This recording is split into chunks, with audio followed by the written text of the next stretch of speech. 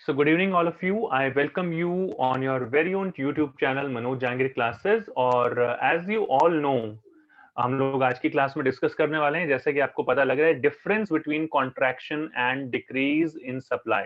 इसके बारे में हम यहाँ पर बात करेंगे। तो सबसे पहली चीज कॉन्ट्रैक्शन कॉन्ट्रैक्शन होता क्या है और डिक्रीज क्या होता है। कुछ छोटी छोटी चीजें हैं इसके बारे में, वो भी आज मैं आप लोगों को आज की क्लास में बताने वाला हूँ।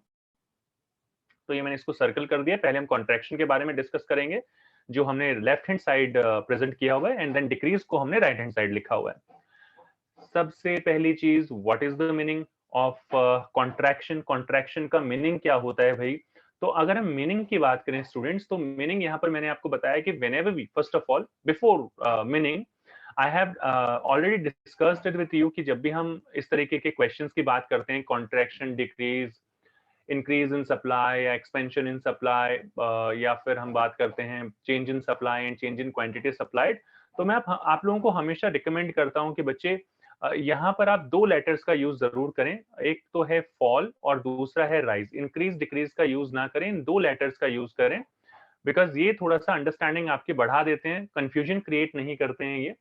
तो this is what you need to understand, this is what you need, on which you need to pay attention।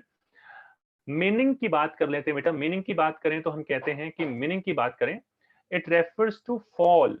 ये रेफर करता है फॉल इन सप्लाई, कि सप्लाई का फॉल होना due to fall in price of the commodity, कि इसके अपने price की वजह से जब सप्लाई डिक्रीज हो जाती है, जब किसी कमोडिटी का प्राइस डिक्रीज होता है और उसकी वजह से उसकी सप्लाई डिक्रीज हो जाती है, that is what we call contraction of supply keeping other things constant, यानी कि सेटेरिस पेरिबस, जो कि एक लैटिन वर्ड है जिसका मतलब ये होता है कि प्राइस के अलावा बाकी सारे फैक्टर्स जो हैं यहाँ पर कांस्टेंट हैं। ऑन द कॉन्ट्ररी, जब हम बात करें नेक्स्ट पॉइंट की यहाँ पर, यानी कि डिक्रीज की, तो डिक्रीज की अगर हम बात करते हैं तो इट रेफर्स टू, ये भी फॉल को ही शो करता है, फॉल इन सप्लाई, सप्लाई में फॉल होना due to unfavourable changes. Unfavourable काफी बच्चे भूल जाते हैं लिखना। अनफेवरेबल यानी कि जैसे मान लीजिए कि वेजेस आपके जो हैं, अगर वेजेस बढ़ जाते हैं। अनफेवरेबल यानी कि टेक्नोलॉजी, मैं सिर्फ टेक लिख रहा हूं यहाँ पर, अ, अगर आपकी टेक्नोलॉजी जो है वो डिग्रेड हो जाती है, नंबर ऑफ फर्म्स कम हो जाते हैं, इस तरीके के काफी जो भी फैक्टर्स हैं वो यहाँ पर आप लिख सकते हैं। तो unfavourable changes in the other factors affecting supply of the commodity except price, price के अलावा बाकी सारे फैक्टर्स की वजह से ये चेंज आते हैं और किसी की वजह से ये चेंजेस नहीं आते हैं। तो जब एक शॉर्टकट मैंने आपको दिया था कि कॉन्ट्रैक्शन में जो बोलने में, देखने में, लिखने में बड़ा, वो सारे चेंजेस होते हैं प्राइस की वजह से, यानी कि प्राइस ऑफ द कमोडिटी की वजह से। यहाँ पर आप लिख भी सकते हैं ये प्राइस की वजह से चेंजेस आते हैं। जबकि डिक्रीज वगैरह जो होता है वो अदर फैक्टर्स की वजह से आता है except price of the commodity. I hope meaning आपको क्लियर होगा। इसके बाद हम बात करें रिस्पॉन्सिबल फैक्टर्स की। तो रिस्पॉन्सिबल फैक्टर क्या होता है भाई? रिस्पॉन्सिबल फैक्टर की अगर हम बात करें तो यहाँ पर रिस्पॉन्सिबल फैक्टर होता है price of the own commodity. So if contraction is happening in supply, then basically price is responsible for such a change. And if we talk about decrease in supply, then other factors except price of the own commodity जो है वो responsible होता है। I hope ये point भी आपके समझ में आया होगा। आप एक और पॉइंट यहाँ पर ऐड कर सकते हैं, that constant factor. So when we talk about contraction, other factors remaining constant, as I have mentioned in the meaning as well. Whereas when we talk about decrease in supply, then price of the commodity remains constant. So you can add one more point if you wish to. Otherwise, हमारे पास बाकी points यहाँ पर available हैं कि भाई supply curve की अगर हम बात करें तो यहाँ पर अगर सप्लाई कर्व की बात करें तो इट डजंट शिफ्ट, ये शिफ्ट नहीं होता है, ये चेंज नहीं होता है, यहाँ पर कोई चेंज नहीं आते हैं, नो चेंज। मतलब सप्लाई का रिमेन्स कांस्टेंट, सप्लाई का कांस्टेंट रहता है हमारा, वो जहां पर है वहीं पर रहता है। नीचे मैंने डायग्रामेटिक प्रेजेंटेशन भी बना रखा है, so don't worry about that. इसके बाद अगर हम बात करें, it shifts to the leftward. जबकि हम बात करें डिक्रीज में, तो ये लेफ्टवर्ड शिफ्ट होता है। जब भी डिक्रीज होता है तो ये लेफ्टवर्ड शिफ्ट होता है। तो शिफ्ट आप देख सकते हैं डिक्रीज में, वेयर कोई शिफ्ट जैसी चीज जो है कॉन्ट्रैक्शन में नहीं होती। The supply curve remains constant, supply curve constant ही रहता है, उसमें कोई चेंज नहीं आता। द फोर्थ पॉइंट, अगर मैं बात करूं यहाँ पर, तो फोर्थ पॉइंट हमारे पास है direction of change.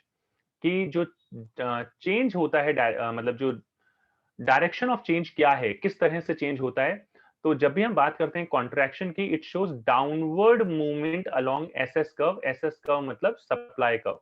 Supply curve में डाउनवर्ड मूवमेंट को शो करता है। वेयर एज अगर हम बात करें डिक्रीज की, तो डिक्रीज में it shifts to the leftward. ये लेफ्टवर्ड की तरफ शिफ्ट होता है। कैसे होता है, I will explain you in the above given diagram, so don't worry about that. Next point is law of supply. तो क्योंकि यहाँ पर जो चेंजेस होते हैं कॉन्ट्रैक्शन में, वो प्राइस में इंक्रीज या डिक्रीज की वजह से होते हैं, तो यहाँ पर लॉ ऑफ सप्लाई जो है वो एप्लीकेबल है। Whereas if you talk about decrease in supply, तो डिक्रीज इन सप्लाई में जो है लॉ ऑफ सप्लाई जो है वो एप्लीकेबल नहीं होता है। तो दो चीजें हो गई। लॉ ऑफ सप्लाई जो है कॉन्ट्रैक्शन में या एक्सपेंशन में एप्लीकेबल होता है, पहले भी बता चुका हूँ। चेंज इन क्वांटिटी सप्लाइड में एप्लीकेबल होता है, यानी कि प्राइस के ये मैं लिख भी देता हूँ यहाँ पर। लॉ ऑफ सप्लाई का मतलब क्या होता है कि भाई when price increases then supply also increases keeping other factors constant, that is what we call law of supply. और यहाँ पर डिक्रीज इन सप्लाई में इस तरीके का लॉ ऑफ सप्लाई जो है वो एप्लीकेबल नहीं होता, because price remains constant. Tabular presentation मैंने यहाँ पर आपको बताया हुआ है, टेबल बनाई है कि प्राइस मैंने दिया हुआ है 10, उसके बाद प्राइस डिक्रीज होकर हो गया है 5, जबकि सप्लाई जो है वो डिक्रीज हो गई है 200 से 150। और यहाँ पर आप देख सकते हैं प्राइस के डिक्रीज होने से सप्लाई डिक्रीज हुई है। So this is the tabular presentation. Whereas on the other hand you will be able to see in the given table that price is remaining constant. यहाँ पर भी 10 है ये, और इसके साथ नीचे देखेंगे तो यहाँ पर भी 10 ही है। तो यहाँ पर आप देखेंगे कि प्राइस कांस्टेंट है, लेकिन सप्लाई जो है बेसिकली डिक्रीज हो रही है। प्राइस कांस्टेंट है, सप्लाई लेकिन फिर भी डिक्रीज हो रही है। So other factors are responsible here for the fall in supply. Price responsible नहीं है, ये चीज आपको समझने की जरूरत है। डायग्रामेटिक प्रेजेंटेशन आप देख लीजिए एक बार। Let me select the you know other colour so that आप लोगों को थोड़ा सा यहाँ पर समझ में आए सारी चीजें। या फिर इसके बजाय मैं यहाँ पर ले लेता हूँ एक हाइलाइटर, सो दैट मैं काफी अच्छे तरीके से आप लोगों को बता के समझा सकता हूँ। सो डायग्रामेटिक प्रेजेंटेशन की हम यहाँ पर बात करें तो डायग्राम यहाँ पर देख सकते हैं, वाई एक्सिस पे हमने प्राइस लिया है, एक्स एक्सिस पे हमने जो है एसएस यानी कि सप्लाई हम लोगों ने ले ली है। जो एक स्ट्रेट लाइन आपको लेफ्ट टू राइट वर्ड्स जो लाइन आपको दिखाई दे रही है, दिस इज एसएस जो कि सप्लाई कर्व है। इनिशियली सप्लाई कर्व जो है वो ये था, इस तरीके से सप्लाई कर्व था। लेकिन कॉन्ट्रैक्शन की बात कर रहे हैं क्योंकि, तो कॉन्ट्रैक्शन में क्या होता है कि पहले प्राइस में फॉल हुआ, प्राइस जो है फॉल हुआ, प्राइस के फॉल होने से सप्लाई भी फॉल हो गई। तो एज यू कैन सी कि प्राइस जो फॉल हुआ है वो पी से P1 पे फॉल हुआ है, जिसकी वजह से क्वांटिटी जो है वो Q से Q1 तक डिक्रीज हो गई है, सॉरी। तो P से P1 आप देख सकते हैं यहाँ पर, ये P से P1 को दिखाया गया, ये वाला जो सेक्शन है this is fall in price. उसकी वजह से ये जो सेक्शन है यहाँ पर, ये जो मैं अभी शेड कर रहा हूँ, this is your supply, quantity supplied, जो Q से OQ1 पर शिफ्ट हो गई है। So you can understand it in such a manner. On the contrary if you talk about decrease, तो वाई एक्सिस पे अगेन हमने प्राइस लिया है which is constant, x axis पे हमने सप्लाई ले ली है, ओरिजिन। और यहाँ पर प्राइस क्योंकि कांस्टेंट रहता है, क्योंकि मैंने ऊपर भी बताया that price remains constant over here, तो यहाँ पर जो भी चेंजेस आते हैं प्राइस की वजह से नहीं आते हैं। ये आपका सप्लाई कर्व है, ओरिजिनल सप्लाई कर्व एसएस। ये आपकी ओरिजिनल क्वांटिटी है OQ।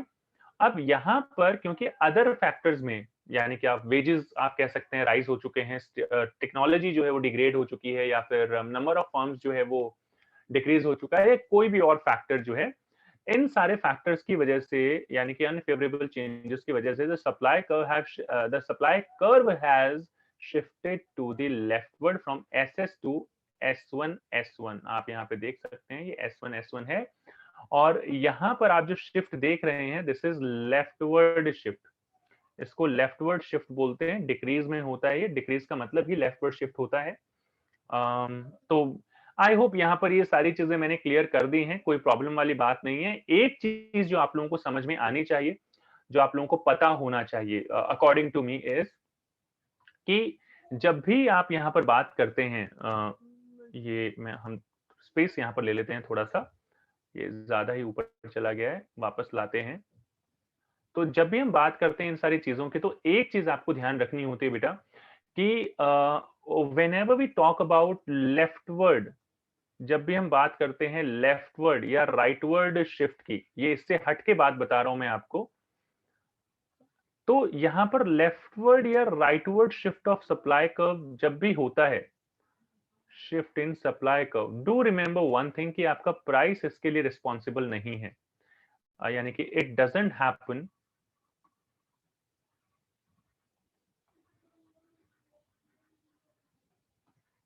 Because of price. तो प्राइस कभी भी इसके लिए रिस्पॉन्सिबल नहीं होता है, प्राइस की वजह से चेंजेस नहीं आते हैं, ये चेंजेस हमेशा जो है अदर फैक्टर्स की वजह से आते हैं। जबकि आप जब भी बात करेंगे कॉन्ट्रैक्शन की, जब भी आप बात करेंगे एक्सपेंशन की, तो इन सारी चीजों के पीछे जो है हमेशा आपका price of the commodity, price of the commodity लिख सकते हैं, प्राइस ऑफ ओन कमोडिटी आप लिख सकते हैं, that is basically responsible for it. बाकी like the other factors remaining constant। I hope आपको ये सारी चीजें क्लियर हुई होंगी। अगर कोई प्रॉब्लम है आपको तो आप हमें कमेंट सेक्शन में कमेंट करके बता सकते हैं। I read all the comments basically, और मैं रिप्लाई भी करता हूं, तो अगर कोई डाउट हो तो आप हमें पूछ सकते हैं। अदरवाइज वीडियो अच्छा लगा तो शेयर कर दीजिए अपने फ्रेंड्स के साथ, लाइक कर दीजिए, और चैनल को सब्सक्राइब करना बिल्कुल ना भूलें। मिलते हैं नेक्स्ट क्लास में। Thank you all of you for giving your precious time. See you in my next video. Thank you.